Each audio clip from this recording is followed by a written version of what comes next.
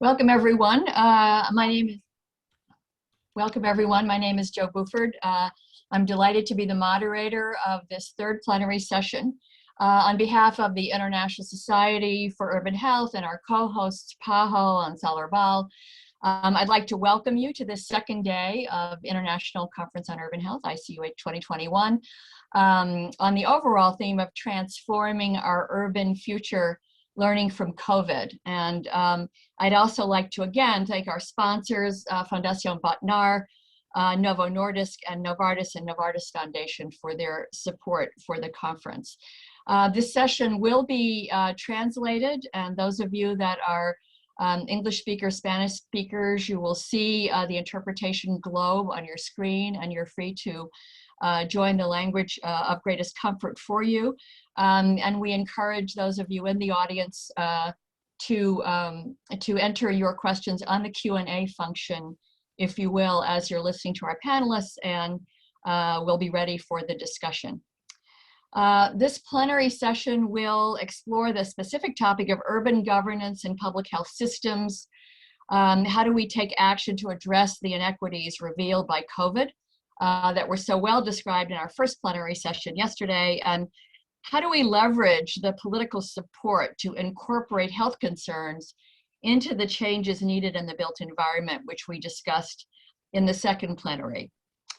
This session is in part an opportunity to explore the structures needed in cities, if you will, to connect the dots across disciplines, across sectors, across geographies, and really between levels of government and the communities they serve, in order to make and sustain the needed changes. And we are going to specifically structure on strengthening our public health infrastructure to prepare cities for future crises, which unfortunately will be inevitable, and how the public health sector can work with other sectors and with political leaders to advance health and health equity as the changes are made.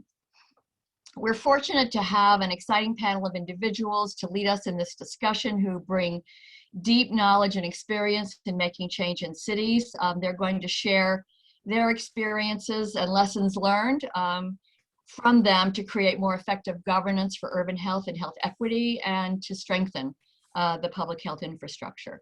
After a brief introduction, each of our speakers has been asked to speak for about 12 to 15 minutes, and then we plan to have a very robust discussion among our speakers and with audience members as you enter your questions in the Q&A function. So let's begin. Governments really hold the ultimate responsibility for creating the conditions that allow people to be as healthy as they can be. And governance for urban health requires political leadership that recognizes the relevance of decisions made in sectors that beyond healthcare and beyond health, really, in determining health.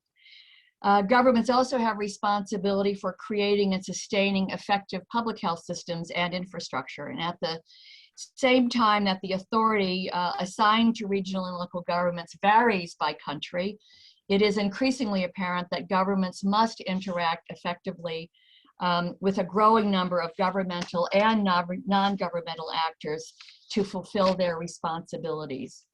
In a discussion before our session, among our panelists, we decided that panelistas decidió que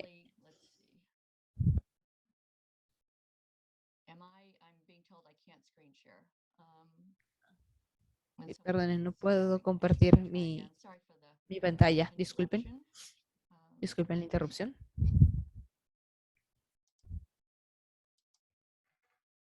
There we go. En la conversación que tuvieron nuestros panelistas antes de esta sesión, todos acordamos que la gobernanza es un área de la que se habla mucho, y la gobernanza para la salud es una de las metas principales, pero es crítico poder definir de qué conversamos. Entonces tengo 3 imágenes para sentar las bases de nuestra conversación. Un segundito para mostrar las imágenes.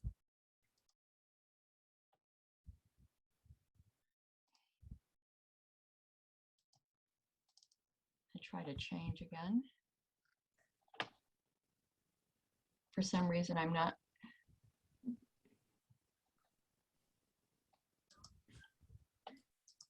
We Can I can see move it. You just need to put it in screen. Muy bien, ya se pueden ver, ya se puede ver tu pantalla. Solo tienes que ponerlo en modo presentación. My apologies. Disculpe.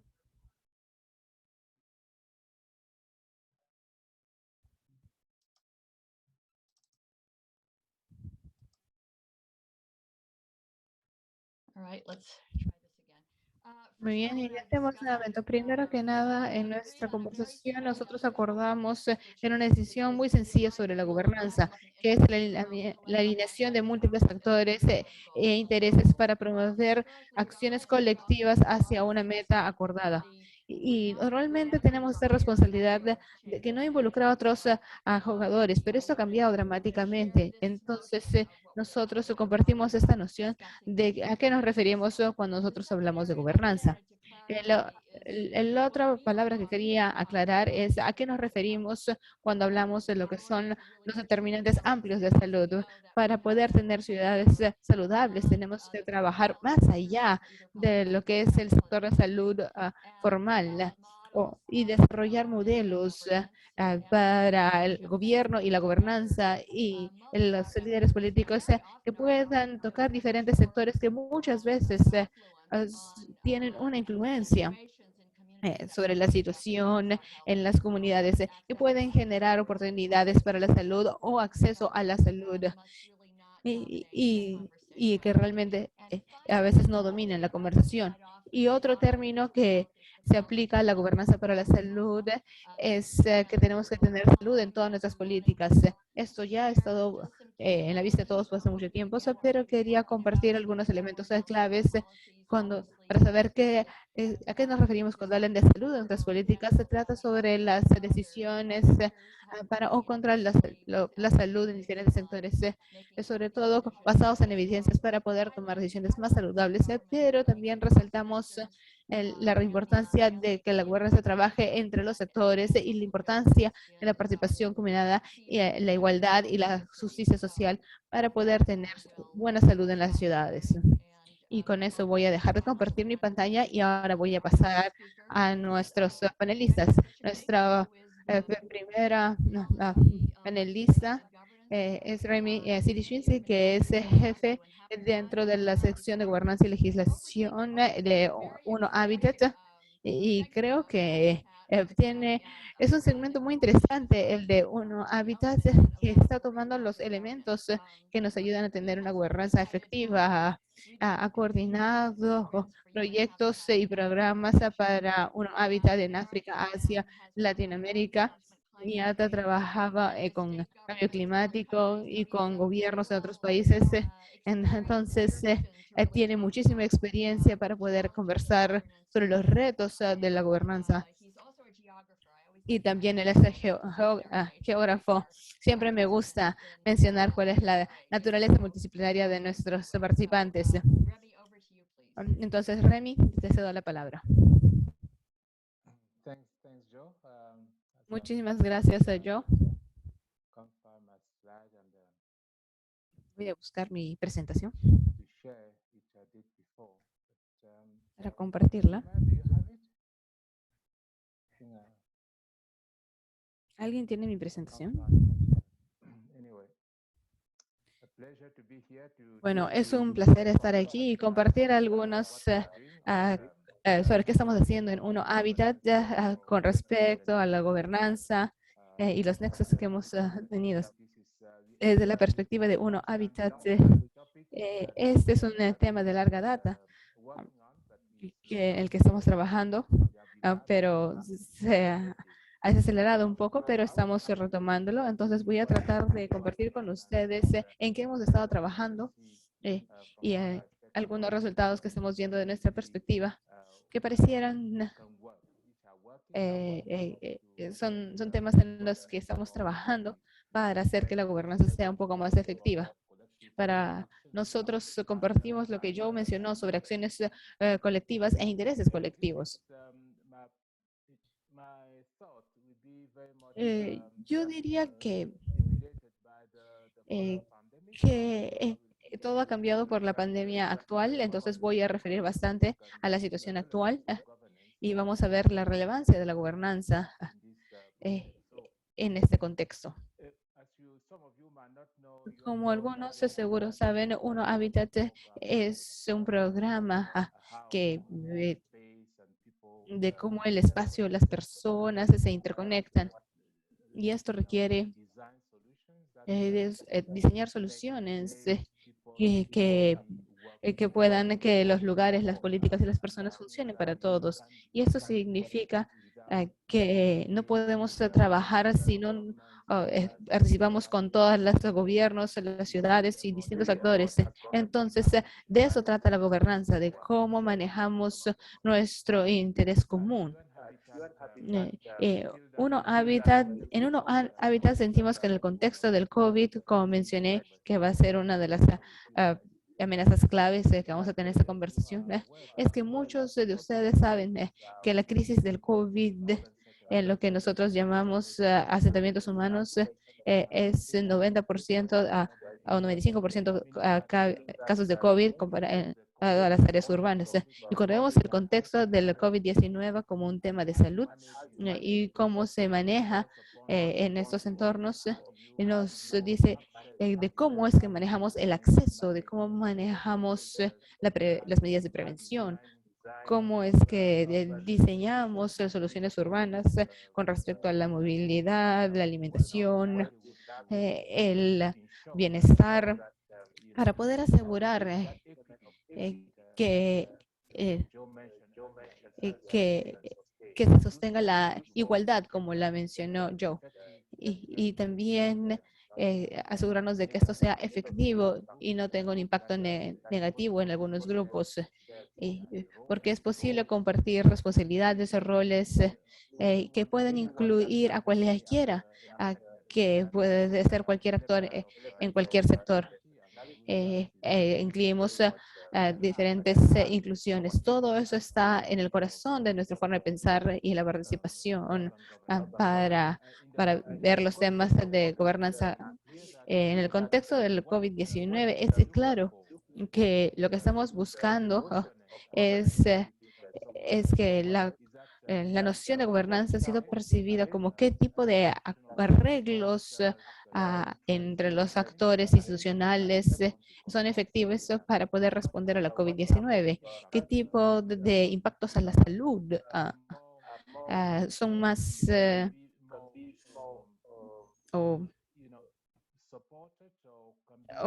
reciben más apoyo o han sido asignados a- para una gobernanza efectiva? Y también hablamos de algunas de las medidas con respecto a los plazos, medidas intermedias, medidas a corto plazo o largo plazo. Y ya estamos hablando de qué tipo de gobernanza ágil podría ser efectiva para poder involucrar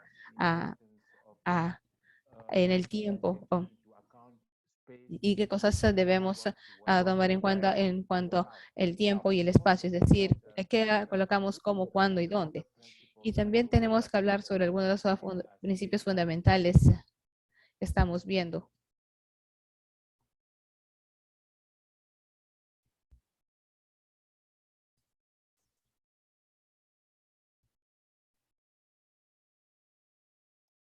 Remy, I think you're frozen. Can we? Remy, te congelaste. No sé si alguien puede apoyarnos.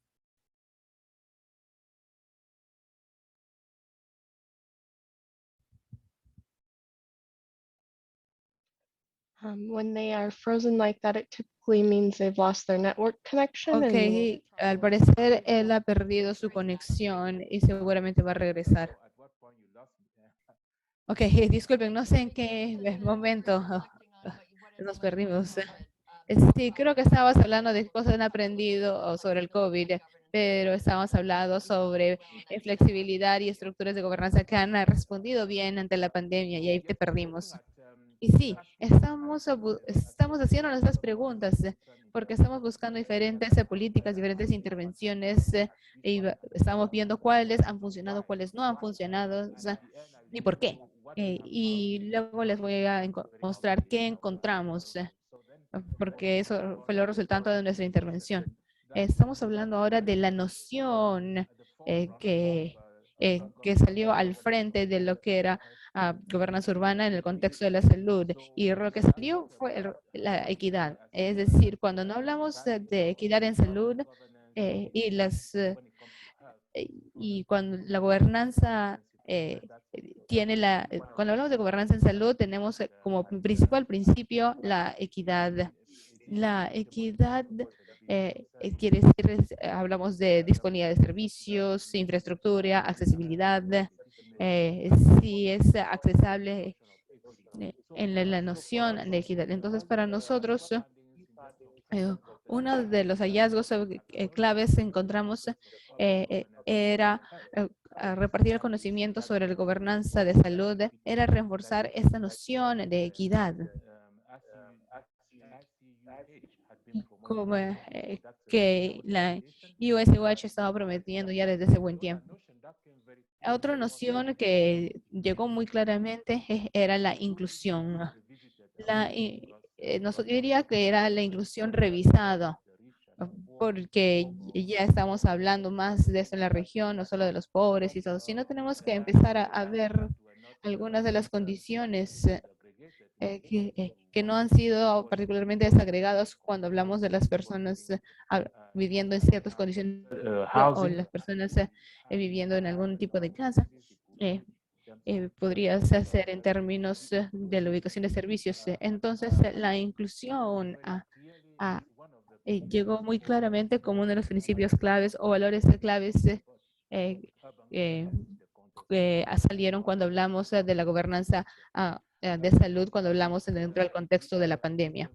El otro, justo estaba en una discusión que hablaba de que la gobernanza no es solo ya la gobernanza pública. La gobernanza pública tiene que ver con la negociación de intereses entre el público y las comunidades y la sociedad civil y el sector privado. Entonces se volvió muy claro que para las comunidades en términos de gobernanzas es muy esencial. Entonces esto nos está llamando a revisar qué es lo que nosotros consideramos gobernanza urbana, donde tenemos la participación con las autoridades nacionales y subnacionales y otros actores que en este caso, en el contexto del COVID, que nosotros creemos que las comunidades ya han estado justo al frente dentro del contexto de la pandemia. Lo otro es las capacidades.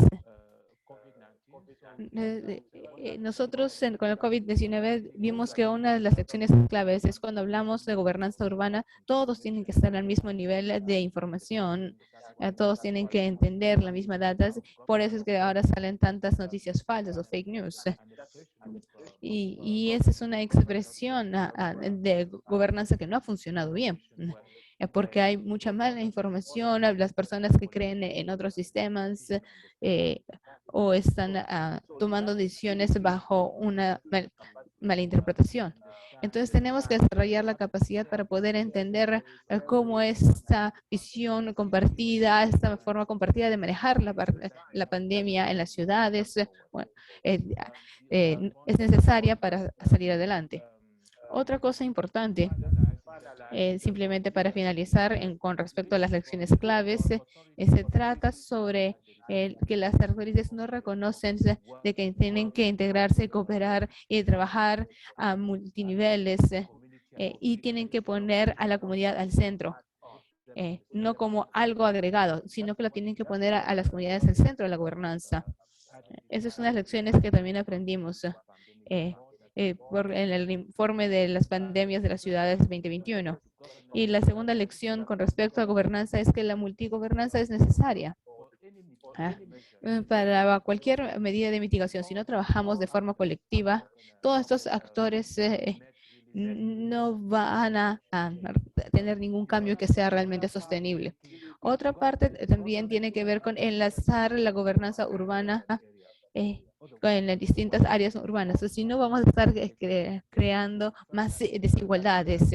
Entonces, nosotros revisamos las políticas, investigamos y vemos que hay políticas que se enfocan demasiado, pero recordar que la pandemia no tiene límites, siempre sigue expandiendo. Entonces, este problema de la conexión tiene que ver con la gobernanza. Y lo otro es que nosotros no vimos mucho de las necesidades sociales y es por eso que en algunas partes había un movimiento social para poder revisarlos. Incluso ahora con el tema de las vacunas, eso también es parte de la gobernanza. Entonces, creo que también tenemos que regresar al tema de transparencia y compromiso. Y tenemos que hablar de la confianza en nuestro sistema de gobernanza, en nuestras redes, en nuestras conexiones. Y lo último es que tenemos que hablar de lo digital. El día de hoy no podemos hablar de buena gobernanza si no hablamos del poder de la innovación de la tecnología digital. Y estamos viendo que la gobernanza humana no es la misma que como era antes, porque ahora las personas se comprometen, participan a nivel de comunidad y todo esto ha evolucionado. Entonces, eso es lo que quería compartir con ustedes, esto es lo que hemos encontrado y eso realmente nos ha puesto o nos ha hecho repensar a qué nos referimos como gobernanza de salud y gobernanza urbana. Muchas gracias, Joe, y pasaremos después a la discusión. Muchas gracias, realmente sentaste las bases y creo que es muy importante enfocándose en la gobernanza y en la experiencia que se necesita dentro de un grupo como UN Habitat y va a ser muy productivo. Nuestra siguiente presentadora es la doctora. Él es presidente de la Fundación de Salud Pública en India, el señor Srinath Reddy. Ese también ha sido jefe del Departamento de Cardiología del Instituto de Ciencias Médicas de Delhi. Bajo su liderazgo es que esta Fundación de Salud Pública ha creado 5 institutos de salud pública en India para llevar investigación multidisciplinaria en la salud pública y tecnologías y la implementación para fortalecer los sistemas de salud.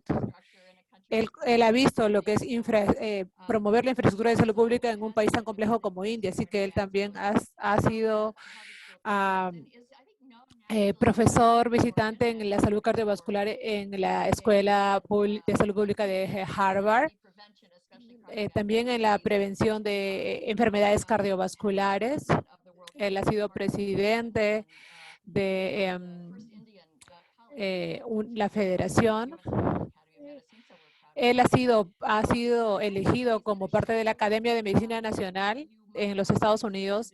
Puede que cambie un poco de lo que habla normalmente, pero va a hablar sobre los sistemas de salud urbana y promover y manejar las enfermedades transmisibles. Va a compartir con nosotros su experiencia trabajando con diferentes ciudades durante la pandemia de la COVID y hablar sobre cómo las ciudades han respondido y lo que él considera como elementos claves para la infraestructura de las ciudades que tenemos que movilizar y promover. Así que vamos contigo, Srinath. Muchas gracias, Joe. Como dijeron, ha sido un cambio de enfermedades hacia enfermedades transmisibles, pero hay tanta conectividad que ahora tenemos que considerar. Hemos visto que nuestras ciudades del siglo XIX ha habido este cambio hacia las enfermedades transmisibles y luego con el movimiento de sanidad y en más de un siglo de desarrollo económico y avances científicos, el espectro y el perfil de riesgo de enfermedades transmisibles ha cambiado en el entorno urbano. Lo que las enfermedades transmisibles debido al agua limpia y la sanidad en muchas partes del mundo, pero no se ha distribuido de forma igualitaria en términos de beneficios para, no solo en las ciudades, sino también en algunos de los tugurios que hay en las ciudades. Pero sí sabemos que estas enfermedades todavía pueden darse durante eventos que presentan amenazas para la contaminación, por ejemplo, de los suministros de alimentos, pero también reconocemos que durante un periodo de tiempo las enfermedades transmitibles se han sido asociadas con un riesgo peligroso de comportamiento, como por ejemplo el SIDA, ¿no? Pero no es que las enfermedades infecciosas han desaparecido por completo, porque ahora estamos viendo estas enfermedades que están surgiendo, ¿no? Como la malaria, por ejemplo, que se están esparciendo por el calentamiento global y debido a la crisis del cambio climático. También reconocemos que mientras el aire limpio se mostró después de los 90, incluso ahora ha vuelto la contaminación del aire en áreas urbanas debido a una expansión de la producción industrial, las emisiones de los vehículos y las construcciones urbanas que se han expandido y que son nuevas fuentes de contaminación del aire, que reduce la inmunidad y aumenta el riesgo de infecciones respiratorias, sobre todo debido a una variedad de virus y bacterias que atacan sobre todo a los tugurios y los entornos urbanos, como hemos visto en la influencia de la pandemia del siglo XX y la pandemia actual de la COVID-19, pero también hemos visto muchos otros brotes de estas enfermedades respiratorias, básicamente que afectan a muchas de las ciudades en el último siglo y a inicios de este siglo. Y los motivos son bastante claros. Primero es la densidad poblacional, especialmente en los tugurios, donde tenemos muchas dificultades en términos de proporcionar vivienda adecuada, agua y electricidad, donde hay una interrelación y problemas de sanidad. Y cuando todo esto compromete, reconocemos que hay una gran oportunidad para que se propaguen las enfermedades contagiosas, sobre todo de forma crítica que afecta a los pobres que viven en estos tugurios. Y luego vemos a la administración local que tiene un rol importantísimo para asegurar que cada uno de estos viviendas, agua, electricidad, ventilación y sanidad y espacios limpios y verdes se proporcionen en lo que es cuanto sea posible. Pero también hay que reconocer otro elemento que puede promover los virus como la COVID-19 y que se propaga rápidamente y de forma intensa, incluso dentro de las ciudades. Y el diseño urbano y el transporte tiene un rol importante porque el virus viaja con las personas y se celebra cuando hay aglomeramiento de personas. Entonces, cuando hablamos en términos de vivienda y en términos de transporte, va a ser muy importante cuando hablamos de la gobernanza urbana. Si es que queremos prevenir que se propaguen las enfermedades transmisibles, tenemos que fortalecer nuestro sistema de salud pública en áreas urbanas. La salud urbana no siempre ha recibido tanta atención como debería haberlo hecho. Y el cuidado primario urbano ha sido dejado de lado. Si es que ustedes ven cuál es la necesidad, nosotros requerimos sistemas de vigilancia más sólidos en los puntos de entrada en cualquier ciudad, que es parte de la responsabilidad federal, pero también es responsabilidad de los administradores locales. Necesitamos pruebas a tiempo intensivas que se necesitan en la etapa de la pandemia y nuevamente es responsabilidad de la administración local, pero reconocemos que las pruebas con falsos negativos y positivos, entonces en base a los síntomas la vigilancia de los síntomas también y de las personas que se visitan en casa por los equipos de salud primaria, también es algo crítico, que luego puedan tener detección de casos temprana, se puede hacer las pruebas, se puede hacer el rastreo de su contacto y todo esto va a ser muy importante, incluso si queremos detectar las variantes, ¿no?, que se están propagando y causando más daño. Por tanto, el cuidado primario urbano es importantísimo, incluso para la detección de comorbilidades como hipertensión, diabetes, enfermedades del corazón o enfermedades respiratorias, que todos caen dentro de las enfermedades transmisibles que aumentan el riesgo de enfermedades severas y muertes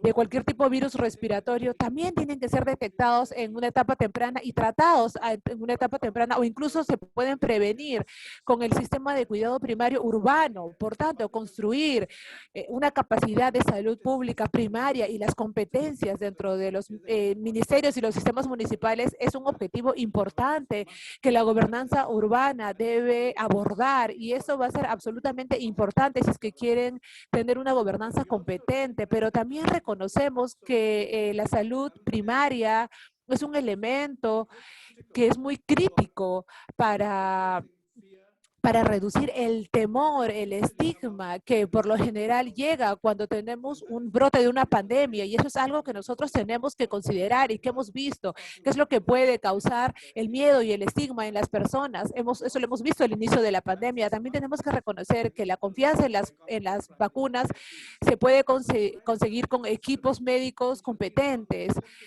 Ha sido dejado de lado en áreas rurales en muchos países, pero que ahora está tomando mayor atención y mayores recursos. También esto requiere el compromiso de las comunidades y redes dentro de la comunidad que son absolutamente críticos, y nosotros reconocemos que incluso para la respuesta competente a la pandemia que estamos viendo claramente en la ciudad de Mumbai, donde han habido muchos tugurios amplios, hay muchos en Mumbai, y había el miedo de que la pandemia iba a ser un desastre, una catástrofe, con miles de muertes que se estaban dando, y no se dio. ¿Por qué? Porque la administración de la municipalidad decidió muy sabiamente que iban a comprometer a la comunidad, a los líderes en esas áreas, para hacer las pruebas rápidas y tratamientos, sino dentro de los tugurios, en las periferias de los tugurios, asegurándose de que las personas adultos mayores que tenían mayor riesgo salieran de los tugurios para ser aislados y protegidos. Entonces, hubieron múltiples áreas que estuvieron involucradas con la participación de la ciudadanía, también uno por uno, los equipos en las comunidades y equipos de salud primaria, hicieron asociaciones para luchar contra la pandemia, y esta catástrofe que se esperaba no se dio en los tugurios de Mumbai. Así que esto es donde la gobernanza competente es un elemento bastante importante, y para eso nosotros requerimos data y también gobernanza descentralizada. Por ejemplo, incluso en ciudades que tienen cuarentena, que ahora se ha dado una de las características generales de esta pandemia. ¿Cuándo decides que una ciudad va a estar en cuarentena? ¿Cuándo puede dejar de estar en cuarentena? Para lo que nosotros vamos a requerir información y que sea descentralizada, y por lo tanto van a tener que tomar decisiones a nivel local en términos de en qué etapa de la pandemia está ahí, en qué partes de la ciudad, o incluso en ciudades diferentes, para considerar la cuarentena. Entonces, los alcaldes, las autoridades locales, la participación de ellos va a ser crítica. También del gobierno federal o incluso del gobierno provincial, y es algo que tenemos que reconocer, que empoderar a los gobiernos locales va a ser bastante crítico, porque requieres microplanificación y que se haga una implementación adecuada al contexto. Hay que hacer un monitoreo regular de la data y también ver cuáles son las tendencias y las oportunidades para tomar acción, y por lo tanto se requiere una gobernanza participativa y un liderazgo participativo también, incluyendo el liderazgo de la comunidad, de diferentes agencias que se unan las unos con los otros, y ahí es donde se democratiza el sistema de salud a nivel local, y por lo tanto debe tener personas que se apoyen en la salud pública. Y toma de decisiones descentralizada basada en la data. Hemos hablado de asociaciones. Sí, también requerimos que la gente se una. El término que se usa con frecuencia es asociaciones con el sector público. Yo diría que el término debería ser asociaciones para un propósito público, ¿no? Porque el sector público y el sector privado se pueden unir, diferentes participantes del sector privado, la ciudad civil se puede unir también con el sector público y el sector privado.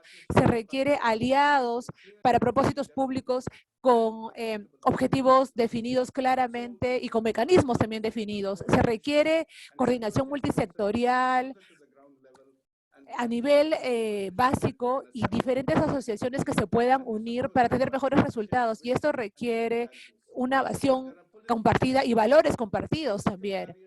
Y las variables políticas son la concentración de la gobernanza pública, donde el gobierno nacional o el gobierno de las provincias a veces no quiere considerar a los alcaldes o a los gobiernos locales, donde no son bienvenida la participación de la ciudadanía, pero sabemos que la participación ciudadana ha sido muy efectiva en la gobernanza local, por ejemplo, en Brasil o en Tailandia también, por ejemplo, pero no todos los gobiernos han dado la bienvenida en todos los etapas de tener ese nivel de autonomía local y en términos de participación de la ciudadanía. Por lo tanto, nosotros necesitamos de la descentralización democrática y necesitamos utilizar los aprendizajes que hemos tenido de esta pandemia porque sabemos que no podemos alcanzar nuestros objetivos a menos que empoderemos a los gobiernos locales de forma conjunta y en coordinación con otros elementos. Y para concluir, diría que algo que requerimos es el uso de tecnologías de la información para la participación ciudadana. Por ejemplo, recolectar data para alertas tempranas de infecciones que se estén dando para poder detectar estos clústeres de forma temprana. Y también tenemos que asegurar que detectamos que ya existen. Tiene que ser una prioridad de la gobernanza y también una medida que se debe considerar. En las Naciones Unidas y la Organización Mundial de la Salud ha indicado que debemos construir, tenemos que construir hacia adelante con que sea mejor, que sea más justo y por eso es que los gobernanza ahora tienen que ayudar, ya sea con el control de las enfermedades transmisibles o enfermedades no transmisibles. Muchísimas gracias.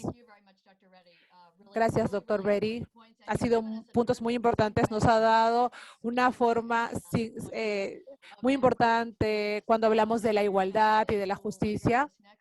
Ahora vamos a la doctora Mary Bessett, que va a hablar sobre los derechos de las mujeres. Es una profesora que tiene práctica en la Escuela Pública de Harvard.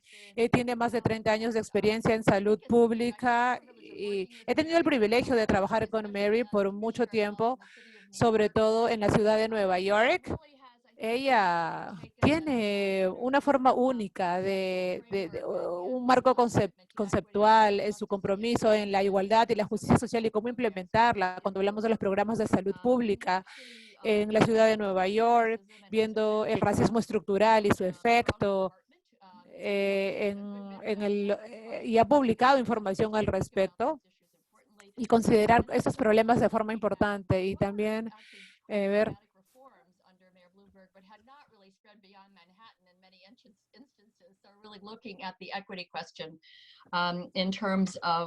Estamos viendo la pregunta de equidad sobre otros lugares en la ciudad. Mary también, tal vez no sepa, me viva en Magüey por hace 20 años y es miembro de la Escuela de Medicina ahí y siempre ha tenido un punto especial para Sudáfrica en el país de Zimbabue.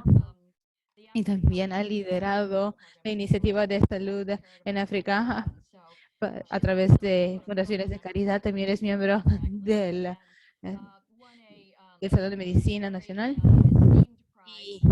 y ganó un premio sobre el premio de Franklin Claes. Entonces yo quería mencionar como parte del historial de Mary. Ella va a hablar con nosotros sobre la justicia social y racial con respecto a la gobernanza para salud.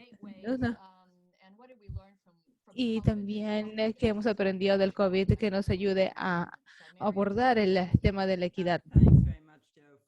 Muchas gracias a Joe por esta presentación y, y también a mis panelistas también por sus contribuciones hasta el momento. Y doctor, quería agradecerlo por las conclusiones que tenemos. Ahora, yo sí tengo algunas diapositivas que espero poder compartir. Si alguien podría decirme si estoy en modo presentación. No, ok, todavía no. Sí, ok, me disculpo. Nosotros hemos practicado, pero pareciera no estar funcionando. Y ya no sé qué hacer. Ponga slideshow, modo presentación. It's not allowing me to do that. All right, I'm going to have to, I No, no apologize. importa. Me disculpo. Entonces voy a cerrar y voy a volver a compartir mi pantalla. Disculpen. This is the thing with Zoom. Eso es lo que pasa con Zoom. Y creo que nos pasa a todos.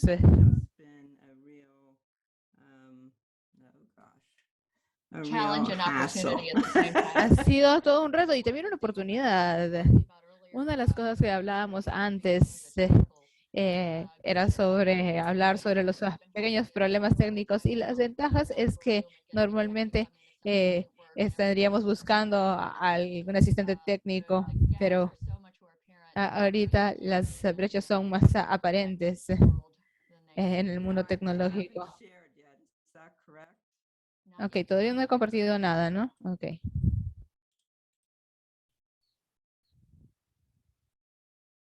Am I getting there? You're getting there. So if you go to Ok, ya vemos tu pantalla. Ahora pon modo presentación. I've tried that and it's not working. Pero trato y no me funciona. Dale doble clic. Pero pueden ver. Podemos ver las diapositivas. Ah, ok, pero no está en modo presentación. Haz clic ahí, desde el comienzo. Pero es lo que he hecho. ¿Alguien tendrá mi diapositiva? Un segundito. Voy a apoyarte. Voy a intentar nuevamente, una vez más.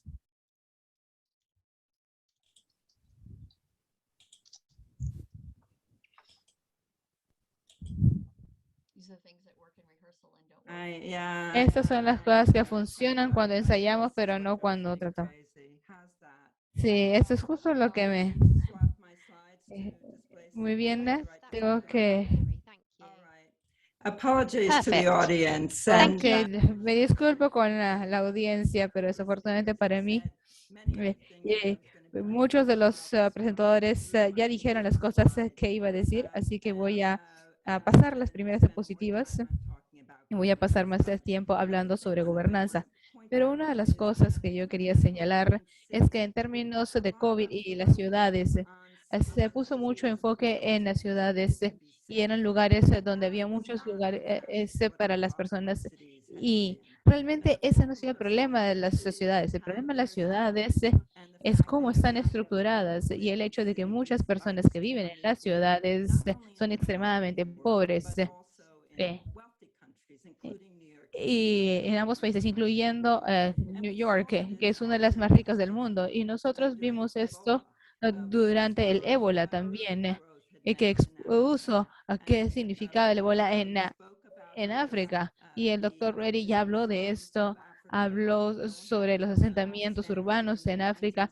No tienen los estándares de centros de salud públicos, eso quiere decir que no tienen agua ni desagüe,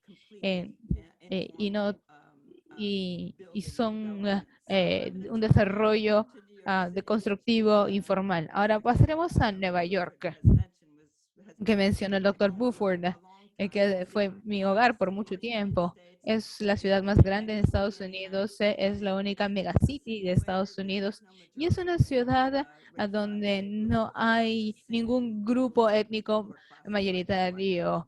El grupo más grande es la gente que se considera blanca y es un tercio de la población. Pero a pesar de la imagen y esos rascacielos icónicos, es una ciudad donde la mitad de la población vive en la pobreza. Y es una ciudad de inmigrantes donde hay los niños eh, eh, ah, que viven en Nueva York y la mitad no eran urbanos.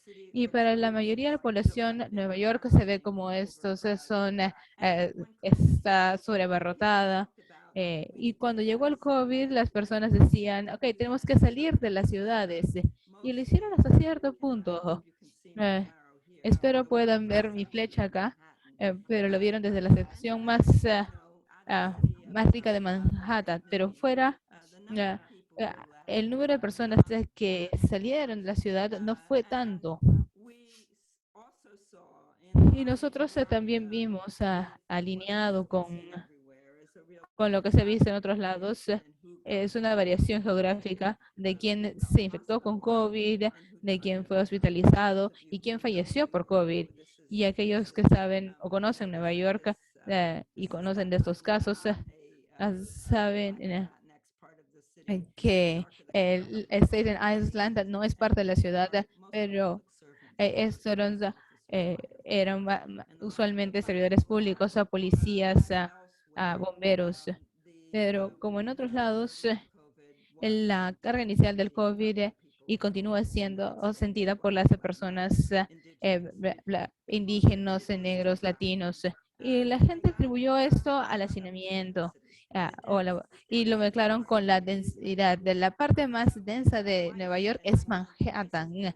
Es 2 veces más densa que el Bronx, que es el condado más pobre de Estados Unidos y uno de los más pobres de Estados Unidos en general. Y ahí ustedes pueden ver que la densidad es menor que la de Manhattan.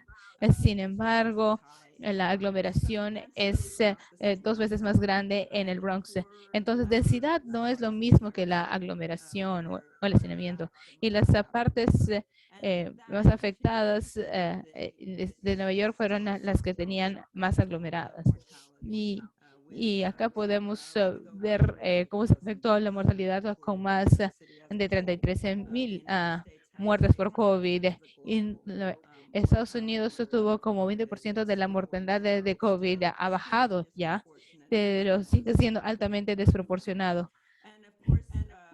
Y obviamente, como había dicho antes, hay estamos tomando en cuenta la raza, la edad, y estamos viendo que tenían mayor riesgos de morir antes por la pandemia. Y esto realmente fue bastante extremo para las personas que eran los afroamericanos entre 35 y 44. La diferencia comparada con los blancos era de 9 a 4. Y yo quería mencionarlo porque esta es una audiencia internacional y quería hacer la distinción entre lo que es raza y racismo. Estas diferencias que nosotros vemos se relacionan a lo que se necesita, a lo que significa ser una persona negra en una sociedad donde pone a los blancos en la cima. Y esto se siente en muchas esferas y el profesor Remy ya habló de esto cuando hablaba sobre la capacidad de obtener un trabajo o vivir en una casa decente o en lugares que tengan un buen aire. Y hablamos de la segregación también por política y el impacto para tener acceso al servicio de salud. Todo eso tiene que ver con el estado de la gobernanza. Y estos son todos los efectos del racismo. No son características intrínsecas que han sido clasificadas. Entonces, lo que hizo a Nueva York vulnerable fue el racismo y no fue la densidad. Y no hablamos de muchas personas que estaban en casas hacinadas, demasiadas personas que tenían que salir a trabajar porque necesitaban la paga para poder vivir y demasiadas personas que no tenían acceso a salud.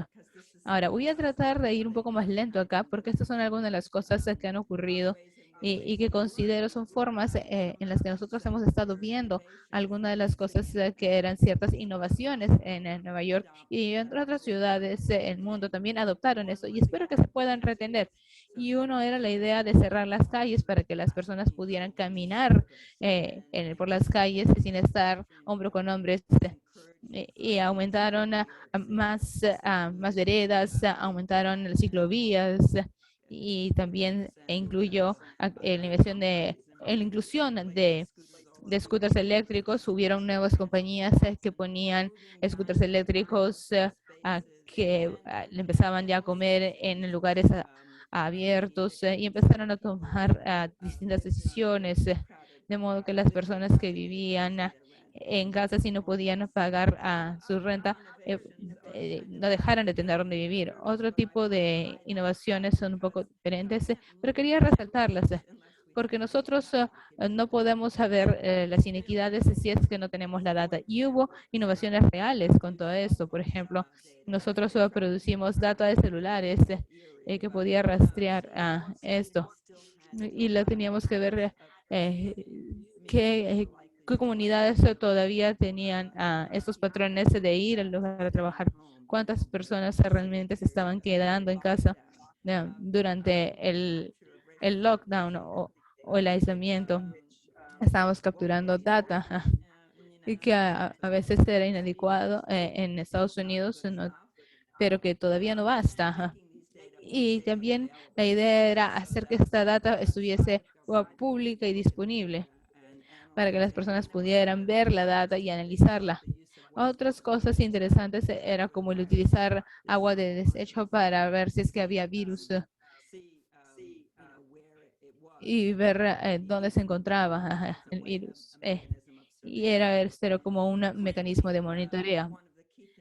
Claramente, una de las cosas claves que salió con el COVID era el hecho de que la infraestructura pública de salud de Estados Unidos está terriblemente fragmentada, de que su capacidad era inadecuada y que Estados Unidos casi no tenía gasto en salud público, que era un sistema bastante descentralizado, que está bastante bien en muchos casos, como mencionó el profesor, pero que no funciona bien si es que necesitamos tener una respuesta nacional, porque teníamos mucha fragmentación que ha continuado y obviamente a medida que inició la pandemia, el liderazgo de Estados Unidos realmente no creía mucho en la ciencia o en la palabra de los expertos. Ahora, comparado de hace un año, han ido bastante bien a mejorar las políticas. Están hablando de qué cosas necesitamos para poder realmente atacar estas desigualdades de perspectiva del gobierno. Y voy a usar los últimos minutos que me quedan para hablar sobre algunas de las cosas que hemos resaltado. Y he tomado la iniciativa de resaltar algunas cosas que yo considero que eran particularmente importantes. Por ejemplo, la importancia de desagregar la data y tener o considerar lo que son una moratoria en todos los desalojos, asegurarse de que los servicios y que las inversiones y tener viviendas sostenibles eran cosas que estaban pensando las personas pobres. La importancia de garantizar una distribución igual de la vacuna, que muchas personas ahora vean que es la forma de salir del impacto adverso de la COVID-19. Pero yo espero que todos ustedes sepan de cómo es que las ciudades estaban estructuradas, nos llevaba a la exposición y no solamente es que estemos vacunados. Y creo que con eso termino mis diapositivas y voy a dejar de compartir y quería agradecerles a todos por su atención. Gracias, Mary, excelente. Entonces, justo lo estamos viendo en las áreas donde sale mucho esta pregunta sobre igualdad en lo que es gobernanza urbana.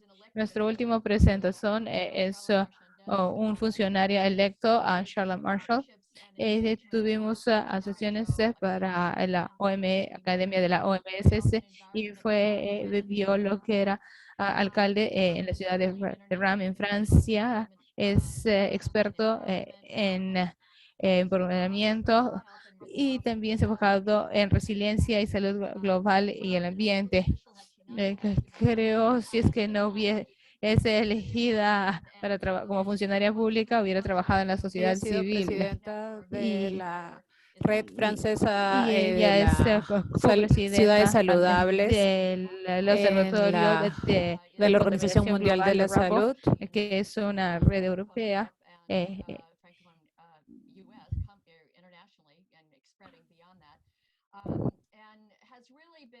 Ella creo que ha hablado mucho como oficial todo lo que era enfoques hacia la sociedad para ayudar a un enfoque hacia la gobernanza. Así que vamos contigo, Charlotte. Gracias por esta invitación.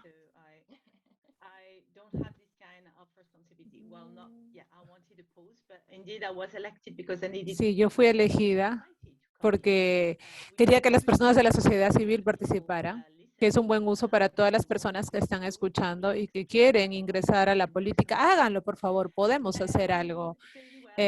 Ok, me gustaría hablar sobre la salud y la política y cómo es que nosotros podemos empoderar a los tomadores de decisiones. Creo que involucrar a la sociedad civil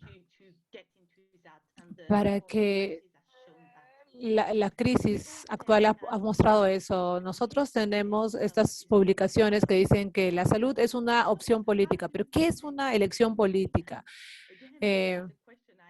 ¿Cómo es que los alcaldes toman estas decisiones políticas? Es una pregunta que me hice hace 2 años. Ok, pero ¿qué es lo que la crisis nos ha enseñado? ¿Cómo es que los políticos toman decisiones?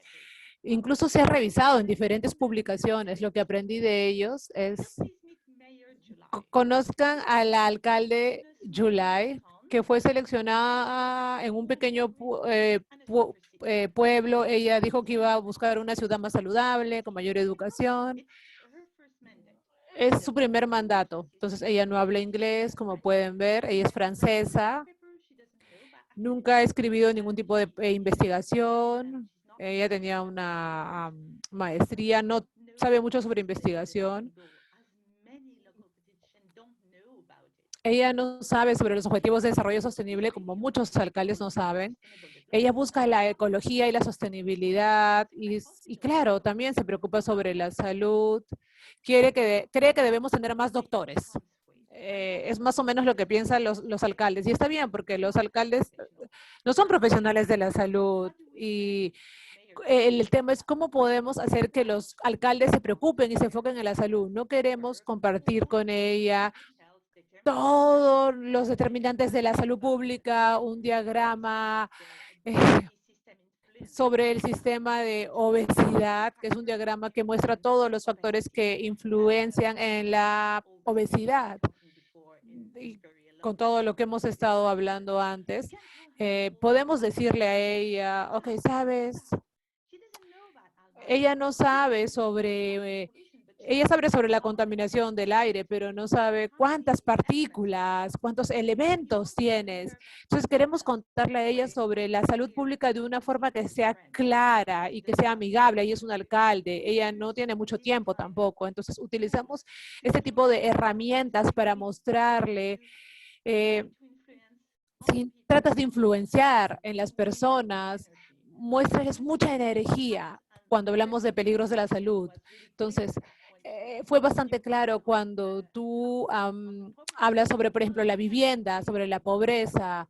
Se puede mejorar la salud de las personas. No voy a hablar sobre la igualdad en detalle porque vamos a tener tiempo para preguntas, pero creo que ya habla por sí mismo. Entonces, ¿cómo es que se puede hablar a favor de la salud para que esté en la parte más importante de su agenda?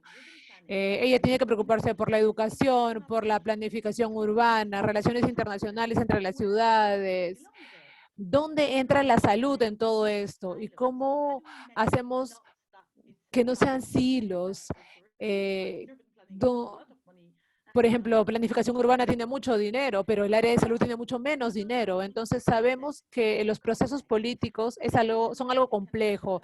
Las decisiones se toman por la opinión pública. Por lo general olvidamos eso, pero cuando tú eres elegida, quieres que la opinión pública esté contenta contigo, tienes competencia local, si hay otra ciudad está haciendo algo, tú quieres hacer mucho más que lo que está haciendo la otra persona. Entonces hay intereses económicos, no pueden imaginar, yo no podría imaginar ser elegida y qué tan poderosos son los medios de comunicación en la toma de decisiones, incluso en ciudades de tamaño mediano. Entonces tienes los valores por los que ella fue elegida, los movimientos sociales. Ella es saludable, ¿ok? Es una persona de altos ingresos. Ella no sabe que tú no comes bien cuando eres pobre porque no quieres, sino es porque no puedes. Ella no sabe eso. Entonces, ella come lo que puedas, ¿no? Y anda y busca un trabajo. Y hay investigación basada en evidencia. ¿Cómo tiene acceso a eso? ¿Cuándo se conoce con los investigadores? Entonces, queremos empoderar a July hablando sobre la salud con un concepto positivo. Las políticas es hacer que la salud pública sea mejor. Entonces, ¿cómo podemos influenciar con la salud para que todas las políticas que hemos visto antes, para un bien mayor, porque es bueno para la vivienda integrar la salud, porque es bueno para los espacios verdes integrar la salud, y porque nosotros somos de la salud pública y queremos decirle que necesitamos democracia? Entonces, cuando escuchan a la experiencia del usuario, tienes un mejor diseño que cuando no lo haces nuevamente. Algunas veces así es como funciona. Entonces, lo que nosotros queremos es decirle que podemos hacer estrategias de ganar y ganar, que tiene que ver con la cultura y la salud, la finanza y la salud, transporte y salud, vivienda y salud, planificación urbana y salud. Entonces, lo que nosotros sabemos es que podemos hacerlo y tenemos experiencias. Entonces, cuando yo estuve en REN, hace mucho tiempo tuvimos muchas asociaciones con las comunidades, con los vecindarios, hicimos pruebas y los oradores públicos dijeron que es tan importante tener data dentro de la ciudad. Esos son los vecindarios de mi ciudad y ustedes pueden ver que las personas mueren más en las áreas pobres de la ciudad, como también se vio en Nueva York. Entonces, antes de que yo viniera, no teníamos ese tipo de data. ¿Cómo decidías? ¿Cómo tomabas decisiones si no sabes dónde están las personas? ¿Cuál es la condición de esas personas? Y en Francia está prohibido obtener información racial. Entonces, no podemos en verdad saber de forma muy sólida quién está siendo afectado. Entonces, tenemos tener esos receptores sólidos en el sector público. Hemos hecho diferentes proyectos de investigación que nos ha dado otra data y que nos ha dicho qué es lo que podía hacer cuando era alcalde, que me decía qué tan complejo es el sistema de salud. Y también tenemos mucha información en los vecindarios, muchas cosas ya que no podíamos hacer nada para ellos sin ellos. Entonces, salud en todas las políticas también era una estrategia.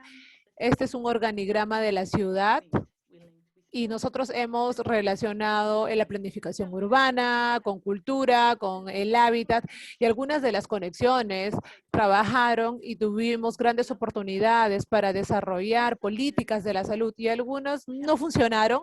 Tenemos que ser muy humildes cuando nosotros desarrollamos eso. Mis colegas estaban en el área de deporte, quería que el deporte sea una competencia, que sea algo para brillar, ¿no? Llevar a las personas a las Olimpiadas, ok, pero tal vez no era muy interesante para él. Lo siguiente que hacemos, ok, tenemos tantas oportunidades para hacerlo.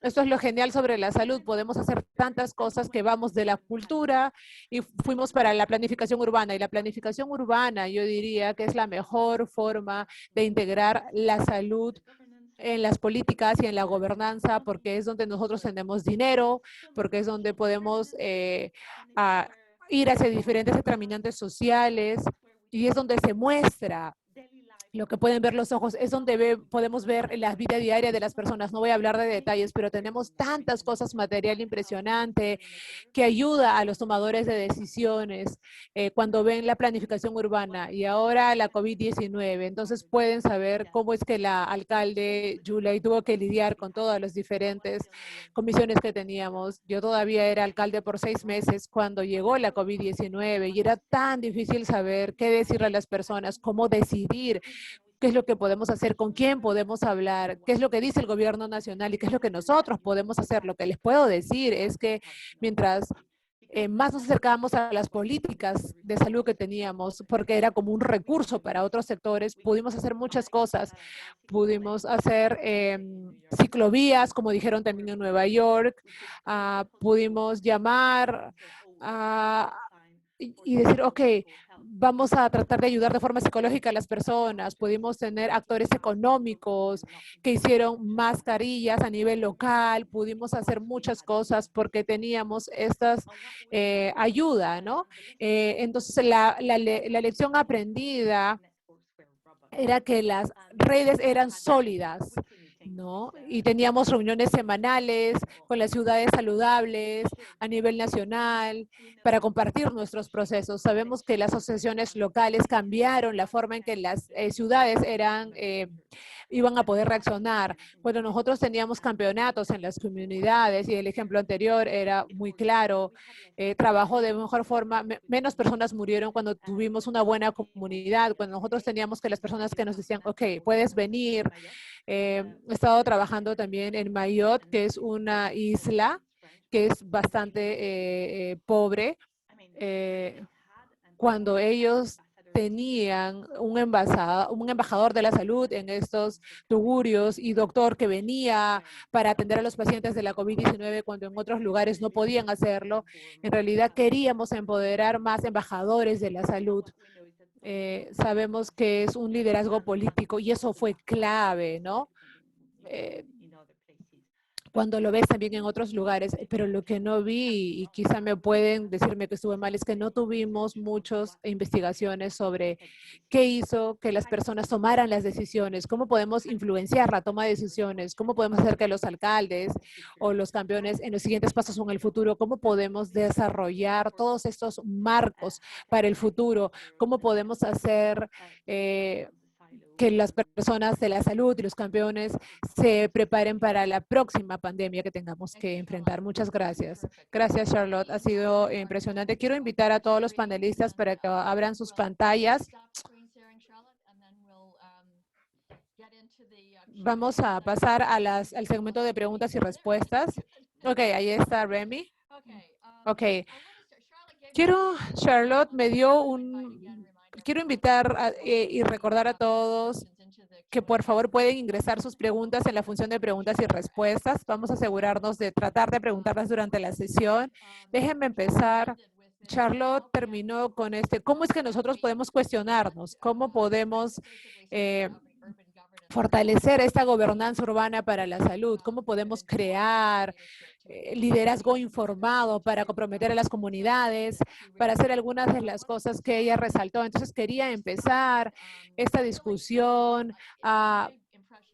Mi impresión es que la gobernanza nos ha hablado mucho en la literatura global, pero todavía falta ver inversión sistemática en la construcción de capacidades que es necesaria para fortalecer a un gobierno, o el tipo de, como Charlotte dijo, investigación sobre el tema de la gobernanza y cómo esas asociaciones pueden funcionar de mejor forma. Rami indicó que esto con la ONU Habitat, pero ¿qué es lo que todos ustedes han hecho para poder traer evidencia al gobierno y para fortalecer la capacidad del gobierno para funcionar para la salud?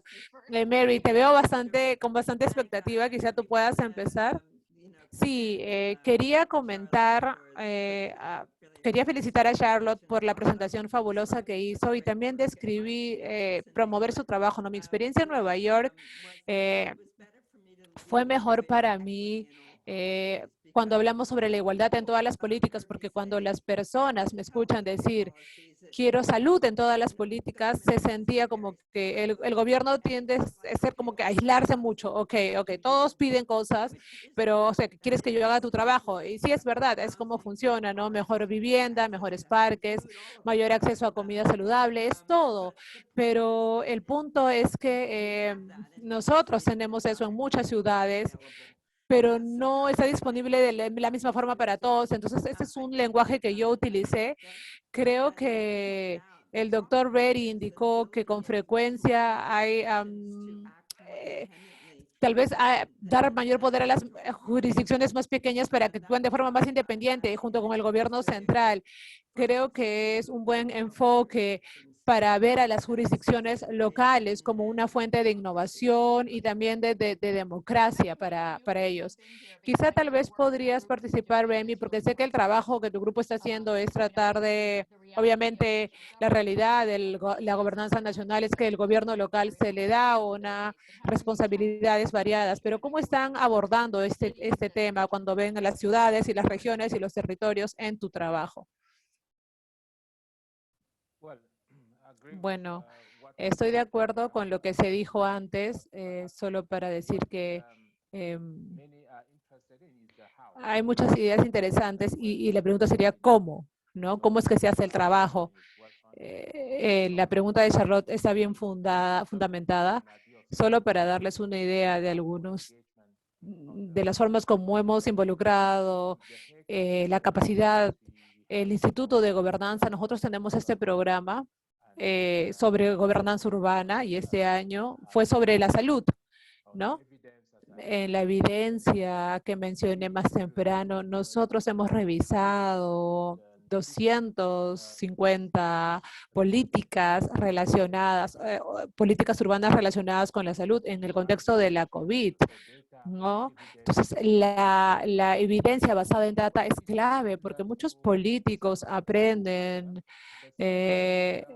algunos aprenden de otros, ¿no? Aprenden de otros más que de su propia comunidad. No es que se copian, pero es como que aprenden lecciones de otros. Entonces, por eso es que el networking es muy importante.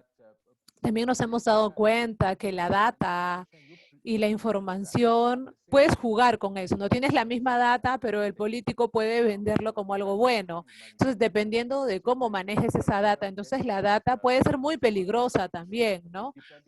Dependiendo de quién lo utiliza y para qué propósito se utiliza. Se puede utilizar para la campaña, algo que se va a hacer, y luego cambiar el juego. Entonces, el tercer punto que es bastante claro cuando hablamos de la gobernanza urbana es reglas claras y responsabilidades, porque cuando tú sabes quién está haciendo qué, entonces tienes responsabilidad a quién puedes llamar, ¿no?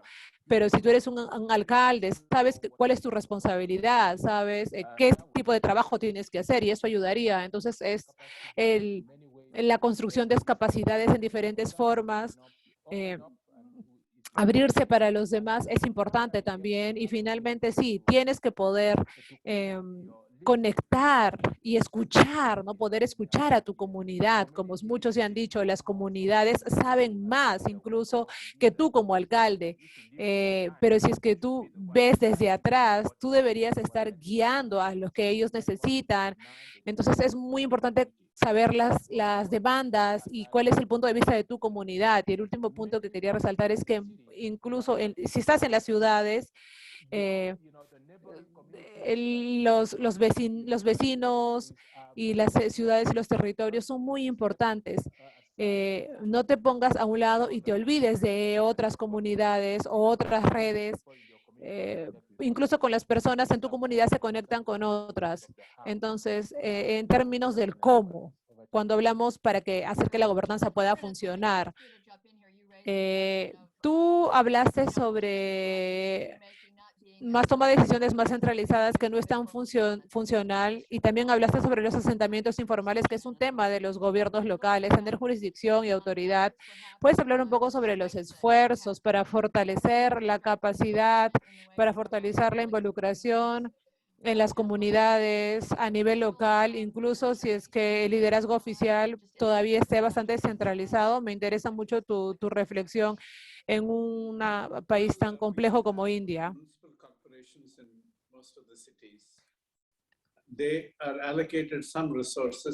Ellos han delegado recursos y también, por ejemplo, algunos impuestos, pero la toma de decisiones para ejecutar programas importantes es muy limitada. Las autoridades del gobierno provincial o los gobiernos federales, entonces su capacidad de poder tomar acciones son bastante limitadas, ¿no? Por el hecho de que no tienen información adecuada. Por lo tanto, lo que nosotros hicimos es esencialmente reconocer que la descentralización era importante y era darles más poder financiero y también proporcionarles asistencia técnica, ¿no? Nosotros tenemos algo que se llama la Comisión Financiera, que cada 5 años es configurada para poder ver lo que es la entrega de impuestos, los ingresos de impuestos en los gobiernos estatales y centrales. Entonces, esta comisión financiera para innovación, ellos querían un capítulo completo dedicado a la salud, que normalmente no se hace para ningún sector, entonces decidieron que tenemos que fortalecer los planes de salud. Pero cuando la pandemia de la COVID se presentó y este reporte todavía estaba en su etapa final, cambió el juego y hizo que se dieran aprendizajes más rápidos. Entonces, en ese momento se decidió que los fondos para mejorar el sector de salud primario iría a los grupos locales, a las municipalidades. Entonces, a menos que el financiamiento se haga, no vas a poder obtener el poder que necesitas. Entonces, las tomas de decisiones de salud primaria se hacen sustancialmente en ese nivel. Entonces, es 1 a 1. Lo siguiente es proporcionar asistencia técnica a los organismos locales para que puedan hacer este proceso de toma de decisiones y cómo priorizar con esos nuevos recursos que han adquirido. Entonces estamos trabajando para poder proporcionarles ese nivel de asistencia para que ellos puedan familiarizarse más con la naturaleza de los desafíos de la salud. Por supuesto que ellos tienen que ser conscientes de la realidad que viven, pero ¿cuáles son las soluciones potenciales? Es un proceso que nosotros ahora estamos proporcionándoles asistencia. Así que creo que cada una batalla las vamos a ir abordando. Creo que tu punto es muy importante de que los recursos pueden llegar, pero si es que la capacidad no está ahí, no pueden utilizar esos recursos de forma efectiva. Tengo muchas preguntas geniales de nuestros participantes, así que voy a ir con Charlotte de Enslovic en Sao Paulo. ¿Has utilizado el análisis de costo-beneficio en las políticas de salud para demostrar los beneficios de la salud en la ronda política para que sea una prioridad? Puedo hablar, por tanto, sobre esto. Es tan importante. Es algo que hemos estado hablando también con los colegas aquí. Yo he estado utilizando en lo que es la contaminación del aire. Es importante porque las organizaciones financieras importantes han hecho un estimado de lo que cuesta la contaminación del aire en mortalidad y en mortalidad. Como abogada, si yo mejoro la salud de las personas, el dinero no regresa a mi bolsillo, regresa al bolsillo del gobierno central, pero nosotros gastamos mucho dinero limpiando los edificios y cuando hay menor contaminación del aire, tienes que limpiar menos los edificios y nosotros teníamos, no recuerdo el costo real, pero tuvimos el costo real en este estudio y nos ayudó mucho y siempre trato de luchar para ver cómo nosotros podemos mostrar los beneficios son a nivel global, pero también local y cómo podemos mejorar el bolsillo de ellos. Y creo que eso funcionó. Es verdad, en muchos sectores, cuántas personas que están enfrentando situaciones, sobre todo para personas que tienen problemas financieros. A veces tienes tantos trabajadores sociales que vienen y cuando lo haces mejor, cuando pones a la persona en el centro y encuentras otra persona, cuesta mucho menos. Pero nosotros no tenemos estudios formales. Si puedo hacer esto rápidamente, creo es cómo es que los investigadores pueden contribuir, traer al político y decirle, ok, quiero hacer esto. O sea, ¿quieres hacerlo conmigo? Y van a decir, sí, me encantaría hacerlo, porque yo no sé cómo hacerlo. Si lo haces de forma más simple. Vamos a quedarnos con esa pregunta porque esa es otra pregunta de Ana Ortegoza que dice, ok, ¿cómo los investigadores pueden contribuir? Quizá es bueno en integración, un poco de integración. Quizá podemos llevarlo al nivel de investigadores, que los investigadores sean efectivos y pueden informar sobre las acciones de los líderes políticos, pero dentro de las ciudades, como ser como diplomáticos, más allá de las ciudades. No sé si Mary, tú puedes... creo que es una idea genial y una forma de hacerlo es para que los gobiernos se acerquen a las instituciones de investigación local y pidan ayuda, ¿no? Nosotros hicimos eso en Nueva York.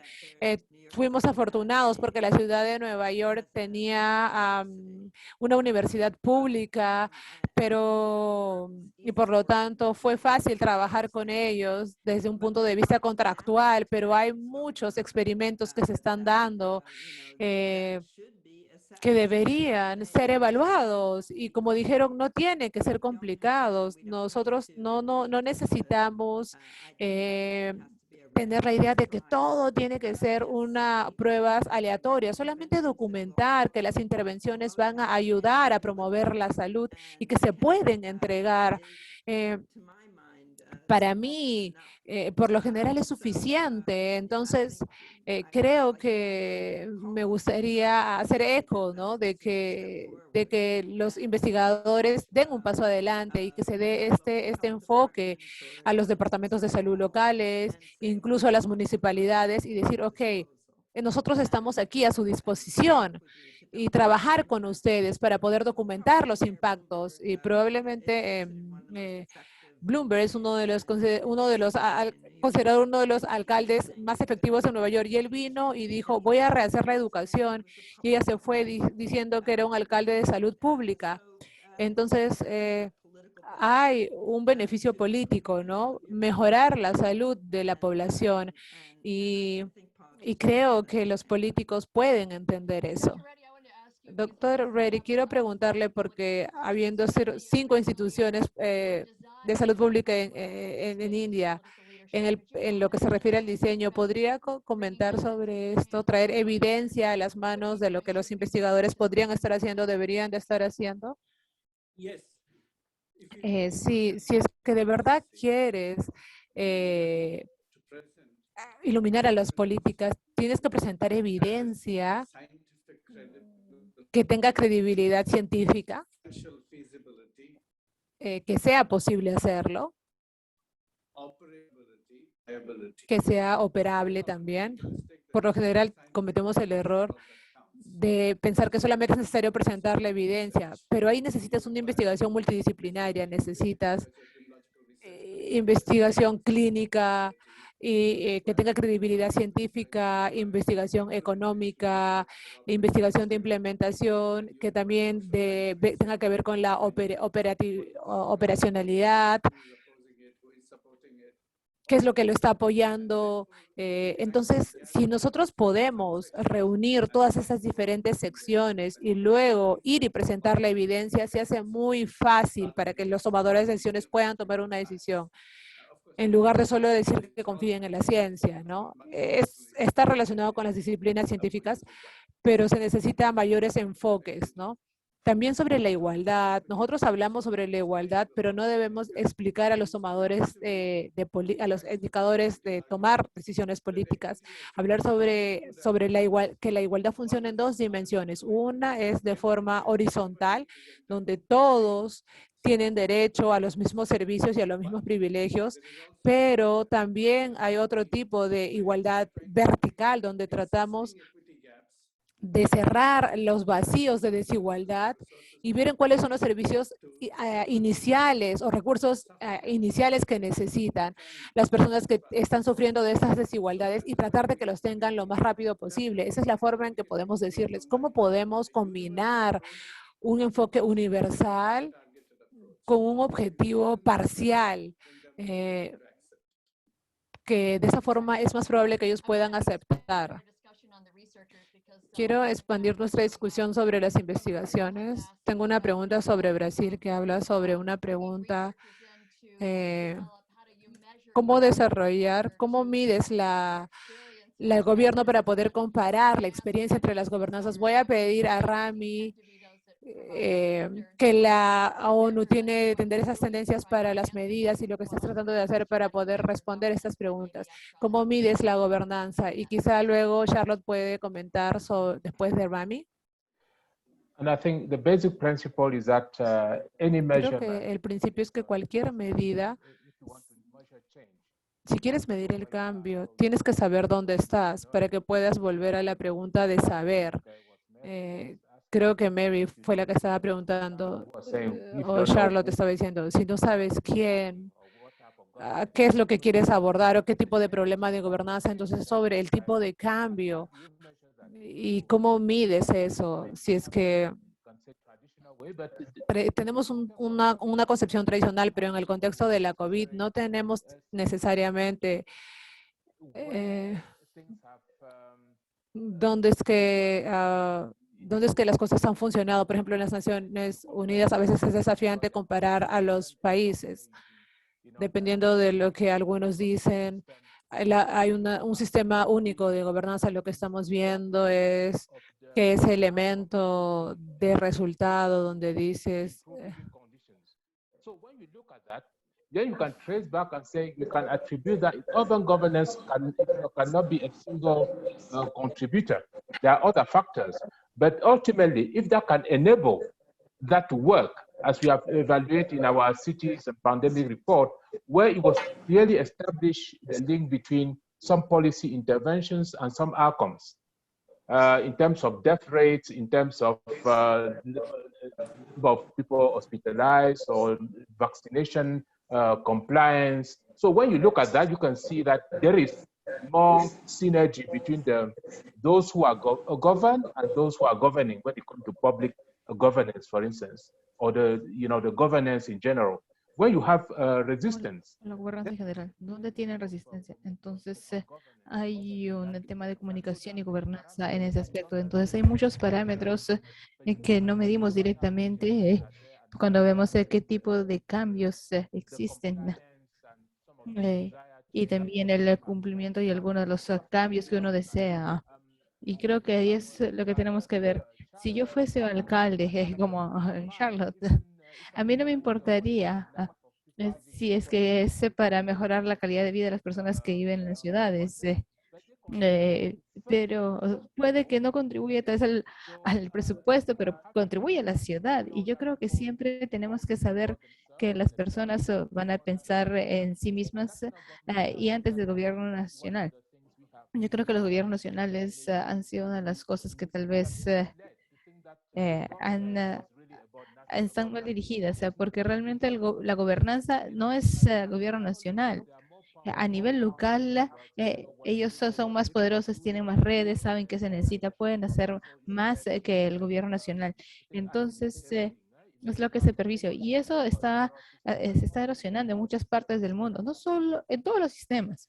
Let me ask you, I'm just Ok, Charlotte, entonces quería preguntarte una pregunta que salió y ahora desapareció, pero era importante. Hablaba sobre medir la gobernanza, pero otra pregunta tenía que ver con los investigadores que realmente están asociando con las organizaciones de la sociedad civil para poder sacar el mensaje o llevarlo a los tomadores de decisiones. Entonces, porque eso es un tema muy importante. No sé, tal vez si Charlotte o Mary puedan comentar al respecto. Sí, estoy de acuerdo. A veces es más complicado hablar con los creadores de políticas, porque todo depende de cómo es que la municipalidad da. A veces uno no piensa en esto y a veces hay grandes oportunidades y como globalmente el nivel de democracias y enfrentar a los oradores de políticas son estas personas que realmente tienen mucho poder local y nos gustaría participar con ustedes. Si no, también puede hacer consorcio con con la sociedad civil, pero también con las comunidades. Las investigaciones guiadas son por las comunidades y ustedes pueden ver cómo esto va cambiando. Y realmente crear como un consorcio con ellos y nuevamente, ¿cómo mides la gobernanza? A veces es simplemente es la nueva ciencia, bueno, pero no eso, ¿cuánto tú conoces al resto?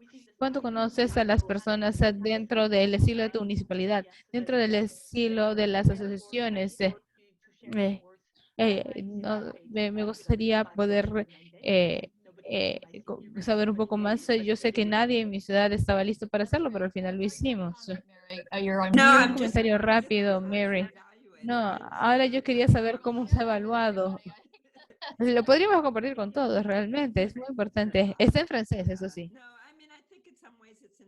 Y yo creo que hasta cierto punto es intangible, pero alguna de las cosas que tú has mencionado, Charlotte, el hecho que tú sabías que alguien podía ir al hospital y, y la extensión de la gobernanza para poder tener una misión en conjunto es algo de lo que debería haber evidencia. Y me parece que eso es evidencia de que va a haber una buena gobernanza. Quedan un par de minutos y otra de las preguntas es qué puede ayudar a los a profesionales de salud a definir, para tratar de que ocurran esos cambios para la gobernanza. Entonces, no sé qué puede decir cada uno de ustedes. Hay que construir alianzas, hay que adoptar una agenda concertada, amplificar la incidencia, acelerar las acciones y también tener responsabilidad. Me encanta, tú ves todo lo que es salud pública, me gusta. Entonces, Now we think about the network. Remy, yo estaba pensando en las redes, las redes de la gobernanza. En la gobernanza realmente tiene que ver con con la red y ese elemento de capacidad. No todos tienen el mismo nivel de entender o la capacidad de responder. Entonces, la equidad no necesariamente está al mismo nivel, pero tenemos que empoderar a las personas para que estén donde tengan que estar. Ok, Mary, yo creo que Remy ya lo resumé, pero pensar en las comunidades y comprometer a las comunidades es una parte de la rendición de cuentas. Es importante no solamente apuntar a los sospechosos comunes, sino también comprometerse con los que te critican. Es buscar activistas, además de aquellos que hacen incidencia, y buscar tratar de conseguir su input. Creo que no puedo dejar de decir que al menos en los Estados Unidos uno tiene que ver cuál es el presupuesto que está disponible para la salud pública, porque realmente es inadecuado y eso ha llevado a, a tener un impacto muy destructivo durante la pandemia de la COVID. 150 líderes seniors han dejado sus trabajos y es porque básicamente no tenían los recursos para realizar sus trabajos. Charlotte, me gustaría que tú dijeras algo como nuestra funcionaria. Utilicen innovación, utilicen todas las personas que hagan, las personas se interesen en salud. Oh, no puedo hacer eso, no puedo hacer lo otro. Muestren cómo es que la salud pública es interesante. Y a partir de ahí, ellos pueden obtener la ayuda de otros sectores. Y tres cosas después de escuchar a este panel fantástico. Una imagen vale más que 1000 palabras. Entonces, realmente tenemos que hablar con la equidad. Creo que es una de las lecciones que hemos aprendido en esta pandemia y las asociaciones del doctor Remítez resume bastante bien esto. Muchísimas gracias a todos por estar con nosotros y hasta luego. Panel. Muchas gracias a los panelistas.